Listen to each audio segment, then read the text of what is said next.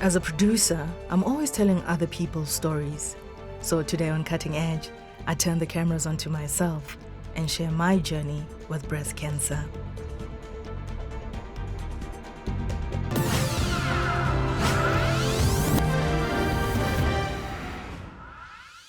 "65% of all people who get breast cancer have no risk factors whatsoever."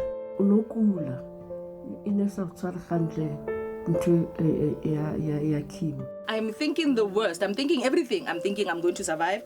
I'm thinking I'm going to die. Obviously, if you've had one breast cancer before, you've got a risk of other breast cancers.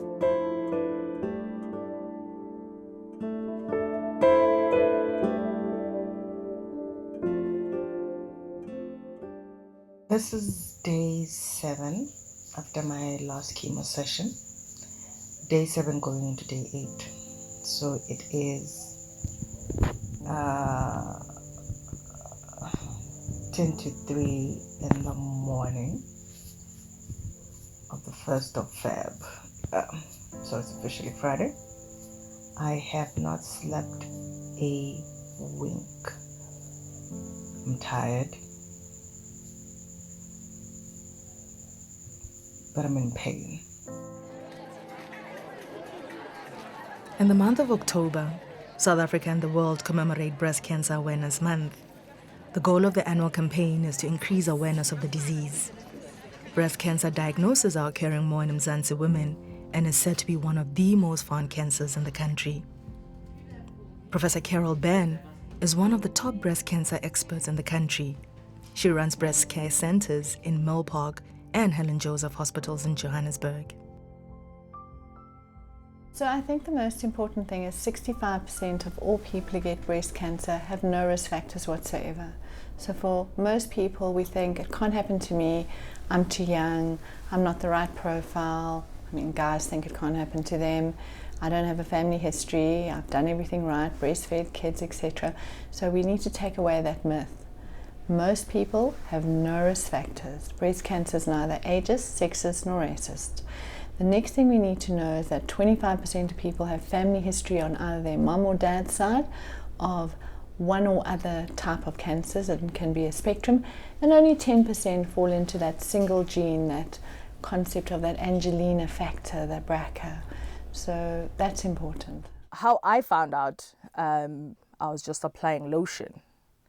And I felt something, but I figured, you know what, just before my periods, my breasts act up. They become harder, let me just wait for my periods to come and go. And then I was not worried. My periods came, gone, and the lump was still there. There was no pain, no nothing. There was nothing out of the ordinary that made me worry. And it was there for about a week and a half after my periods. And then I told a friend of mine, you know what, this is what I am currently dealing with. And she's like, you know what, let's just go for a test. The mammogram confirmed there was a lump there. It was 2.5 centimeters apparently. And we needed to do a biopsy. So we did a biopsy and you get the result. I got the results the following week. And yeah, my doctor confirmed that it was breast cancer. I generally led a healthy lifestyle. I never thought that cancer would be something I dealt with until Tuesday, the 28th of August, 2018. I was just sitting there. I heard that he said breast cancer, but I think I was still stunned at how he told me more than what he told me. So he went on talking, making appointments with Millpark Hospital that I need to go see Professor Ben the following week. He went on and on and on, and nothing was registering. But dude, do you realize what you just told me? And I was looking at him, and it felt like he was just telling me, oh yeah, you've got a cold, you've got flu, there's treatment, you'll be fine, wada. He just went on, and I looked over to my mom, and she seemed to be holding it up like she was strong. And yeah, I don't think the news of breast cancer hit me immediately. I didn't feel okay. Mare, ke shebile wena response ya hao. Nka re no nka very lightly. So, ka tshwanela hore ke be strong, you know, even now I was strong for wena. Ebe ke qala ka ba strong. And then I said to you, it's okay, Titi. Utlaba sharp.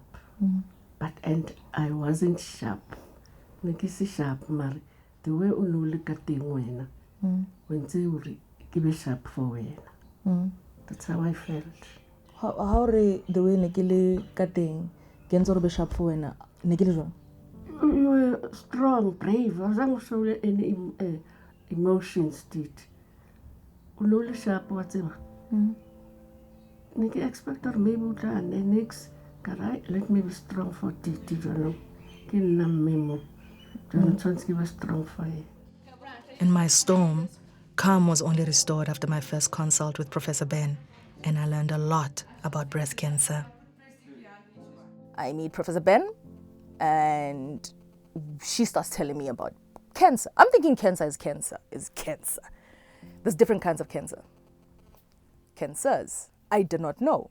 And before we start treatment, we needed to find out what kind of cancer I had specifically. And we had to do a lymph node procedure. They took out your lymph nodes under your armpit to find out if the cancer had spread or if it's still located in just your breast.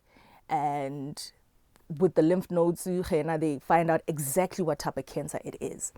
And then it was discovered that I had triple negative breast cancer. We basically talk about 4 different types of breast cancer, biological types. A lazy luminal A cancer, a luminal B that's hormone sensitive, I always say with a TACI over 15%, something that has a target called HER2, and a triple negative, which means that it doesn't have sensitivity to hormones, estrogen and progesterone, nor HER2, and it's got a TACI on, usually quite a high TACI.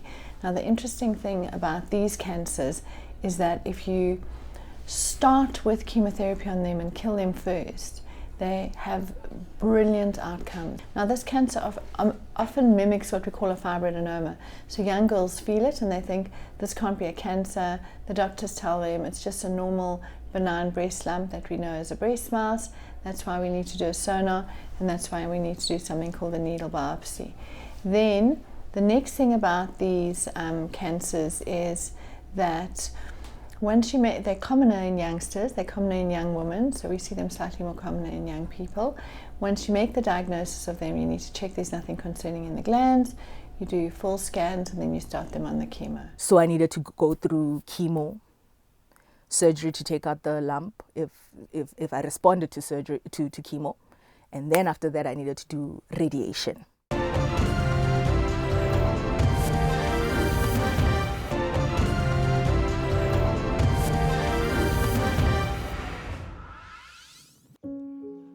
We have no history of cancer in the family, so this was the least of our worries. What put you at ease, if anything? Dr. Ben herself. The way I learned I bear kateni, Leona, taba cancer, when to give strong. I had hope. To do right. I think it like more titi. Utlaba right. Kinkile jwalo. And I can't not trying to give a strong for when. La kutla right. I get right. Next Sabbath little born. Or I get right. Can I go in a good sheba? Look I be true. Marcus Gavatla once. I needed to start chemotherapy. I would have chemo once every 3 weeks. I started chemo. I was happy, you know, one was started, you know, chemo. Mar it's a how boya go chemo you. Utlaka. That's when I thought, because it is so look at it. Dr. Van Eerden is my oncologist, and she operates from the Medical Oncology Center of Rosebank. So triple negative is a unique subset of breast cancers, and the difficult thing about triple negative is that they tend to be more aggressive in nature than your other types of breast cancers. So when we treat triple negatives, we often are really aggressive with the treatment then as well, which you'll be able to tell everybody because you've been through it. For a session, my chemo session, it was a 4-hour session. I walk in there as a normal Relebogile, I'm good. When I walk out of there, I am basically tired. It's about an hour after my chemo session, and I'm still feeling very tired. And then this is gonna be my feeling for the day. And I'm starting to feel slightly nauseous. The metallic taste in my mouth still there. Extreme thirst still there. And then you're not allowed to sleep because there's one chemo that I had which was called, well, people call it the Red Devil. I don't even know the official name, but you can't sleep that night without draining it out of your system. So it makes your pee red, but you need to make sure that you drink water so it clears out of your system. And we wake up the following day. There's an injection that I have to take. I have to inject my tummy. This is my least favorite thing to do. And I think that was my worst experience because it makes everything in my body sore. Everything that is a bone in my body was sore. My first chemo session was on the 10th of October. And on the 12th of October, when I woke up, I had a shock of my life. Like just raising my head off my pillow was a mission. So my lower back and my joints, so my hip joint, my knee joint, and my ankles are sore. So I can't even find a comfortable position to lay in. I'll be comfortable for like 2 minutes and then the pain will hit and then I have to move around and stuff. So I've actually just decided that it's best I come watch TV and chill, and then I guess I'll fall asleep when I fall asleep. And you are told that this injection is very important because it needs to regenerate your bone marrow. You need it. But yeah, no, it was the worst. And then you've got, well, I had nausea, I had diarrhea, I lost my taste buds. Like you eat because you have to eat, and your body needs it, but you can't taste the thing. Unokula inesa tsara khantle nto ya chemo mar I right utlaba right khopla ke butsa neo skir neo titi ba shapa kere etnemo aria utlaba sharp mar ntkagole ne ra utswa teng titane ne go se monate mar no tshwanetse gore ke be strong for it. If ne ke feel like ke late ne ke iphika gore le ske la mpona anke ke lla mo pela lo. That's the point. Yeah. Now this drip me. Not the one. You look drunk. Yeah, it makes me feel somewhat on the drunk side. Like I feel like, yes, like my head is spinning. So you can't complain that you can't drink alcohol because, bam! This is like another dose of alcohol. It's not normal. It's like 100% alcohol. I don't know. Putting that thing kills. And this is the cute. This is the one that gets me like really, really, really tired and I can't do anything. Can't even eat your pineapple anymore. Very healthy. Now I'm gonna eat it because I have to eat it now because once I'm done, my taste bud doesn't go. Can you still taste it now? Yeah, I can still taste it. The only thing that's hit me is my mouth is just dry. It's just dry. Drink water. Or papa meets out. But I want to finish my pineapple first before I start drinking water. How important was your support structure? Not even, I'm going to talk about it financially and otherwise. Let's just talk, just having people be there for you. How important is that? It is very, very important. I think my family was amazing.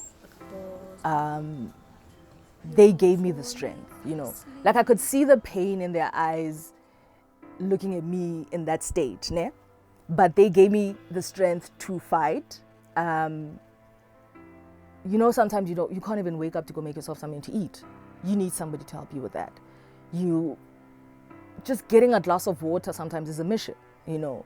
Like, so my nieces would be running around, making me food, running around. It is very important to have a supportive structure. It is tough going through this alone. I could not drive in that period. Coming back from chemo, you need somebody to take you to chemo and back. You can't drive after chemo. So you need people that are going to support you. And I'm not going to lie to you, the people around me were amazing. They made, as tough as the situation was, they helped me carry the burden. Before I started with chemo, I had a lot of concerns. So I think young women, first of all, there's always fertility questions, all right? Because obviously the chemotherapy that we use not only affects your cancer cells, but can also affect your reproductive tissue as well. So I think the scary thing for a young woman who, for instance, has never been married or never had a family before is, will I be able to have a family? I'm currently in early menopause. I haven't had my period since last year, October, due to chemotherapy, and in turn, already dealing with hot flashes. Then there's other things that seem less important but are important to women, like aesthetics and how you look and the loss of your hair and the loss of your eyebrows and your eyelashes and all those things that we spend hours every day trying to make ourselves look pretty with, you know. So I think one of the most devastating, you know, side effects of chemotherapy is that, and one day waking up and looking at yourself in the mirror and not seeing long hair or not seeing big hair or whatever hair you had before. I didn't know how emotionally attached I was to my hair until it started falling off and leaving bald patches, and I had to officially cut it all off. So other fears that they have obviously is also if they have children and family is that who will look after them? What if they don't survive? What happens to the rest of their family and their kids and the people that they need to look after?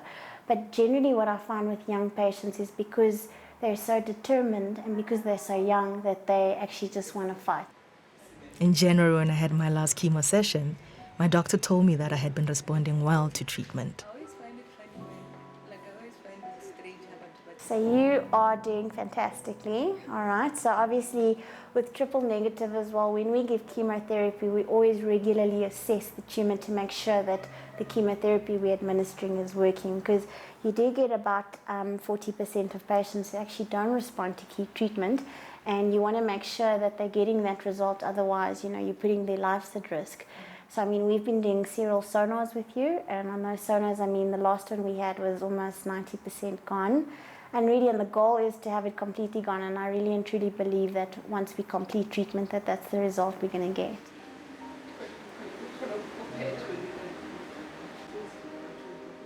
So, like I said, the goal of giving the chemotherapy is to get something we term a pathological complete response, and that means actually that when your area where your tumor used to be is removed, that when they look at it at the lab under the microscope, that there's no evidence of any tumor cells or any cancer cells. And we keep a database at the practice of all our triple negative patients to see how well they do and how we can improve outcomes for our patients, and we've got about 40 to 50% of those patients who achieve those complete responses. And the nice thing about that in the studies is that when you get that, you live longer and it's less likely to come back. And I'm glad to report that those are the results we got in my case. You know, I saw my sister when she discovered that I had cancer, how it affected her. And I'm still alive. You know, I saw my niece, both of them. The one is young to understand what it is that I was going through, but she knew like, oh, nale cancer wakula, you know. And I saw how it affected those people. I saw my extended family. I saw my aunt. I was not dead, you know. How were they going to be? How are they going to be if this takes my life? And just the thought of that pain, if God forbid it happens, I just couldn't. I just had to push through. I had to push through. Besides the fact that I wanted to live, I still wanted to live the stuff that I still want to do now myself. But just seeing them, there was no way I was going to give up. There was no way I was not going to go back for the next chemo session. There was no way, as much as I hated 34 sessions of radiation, which is 7 weeks, I hated that. There was no way I was not going to do that, you know, for the love of my family. So 34 times you have to say, I'm not going, I hate this. 34 times you have to say, I hate this, but I'm going there.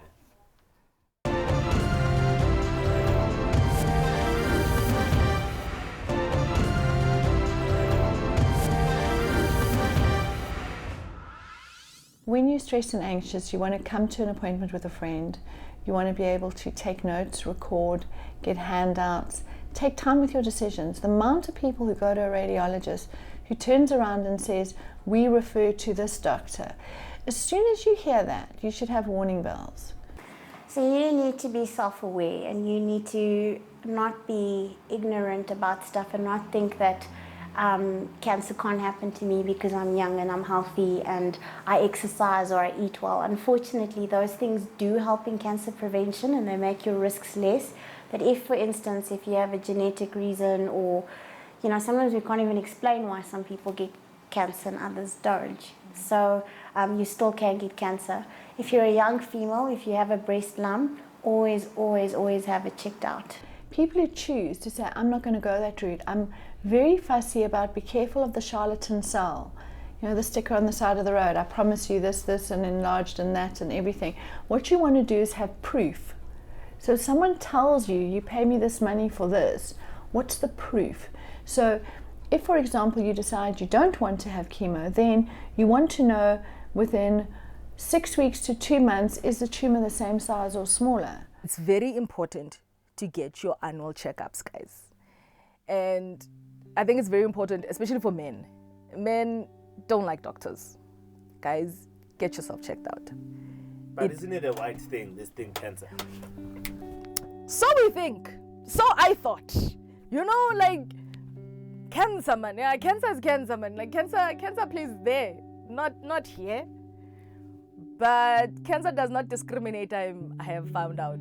Hooray. It is not ageist, sexist, colorist, anyist. It's not. Anybody and everybody can get cancer.